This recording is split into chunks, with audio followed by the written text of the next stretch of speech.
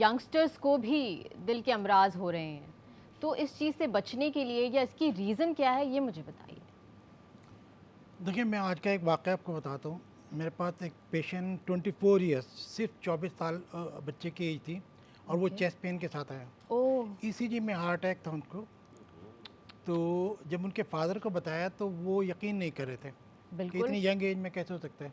उन्होंने कहा नहीं डॉक्टर साहब, बस हल्का सा पेन हुआ है और हम सिर्फ दिखाने के लिए आए हैं। जब उनको बताया कि ऐसा नहीं है, ये एक हार्ट अटैक है, हुँ, और फिर पूछा कि स्मोकिंग करता है बच्चा, हुँ। तो कहने नहीं ओकेजनल करते हैं, ओके। यानी कि छुपाते भी हैं बर।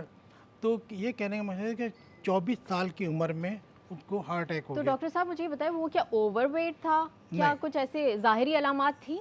इतने यंग एज के अंदर दो ही रीज़न है, या तो कोलेस्ट्रॉल ज़्यादा हो हुँ। या स्मोकिंग है।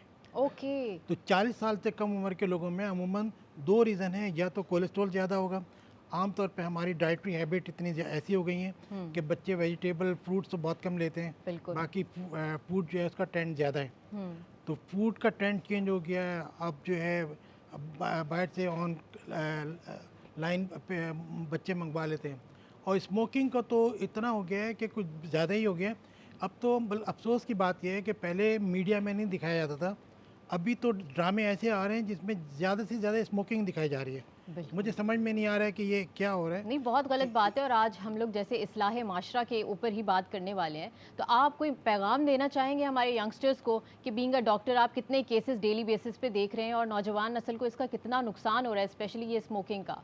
देखिए, रमज़ान के पॉइंट ऑफ व्यू से मैं ये कहता हूँ कि अल्लाह ताला फरमाते हैं कि अपने आप को हलाकत में नहीं डालो। हुँ, यानी कि अपने ही अपनी जान की, अपनी सेहत की हिफाजत करनी है।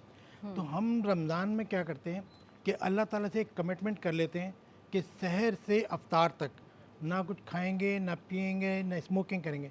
इसका मतलब ये है कि एक विल पावर ज़रूर है, इंसान को अल्लाह ताला ने एक इख्तियार दिया है, और वो इख्तियार को अप्लाई करता है रमज़ान के अंदर कि हाँ, मैं सहर से अफ्तार तक जो है स्मोकिंग नहीं करूँगा। तो इसका मतलब ये है कि उसकी इतनी पावर है कि वो स्मोकिंग को छोड़ सकता है। हुँ। जब रमज़ान के रोज़े के अंदर वो कंट्रोल कर सकता है।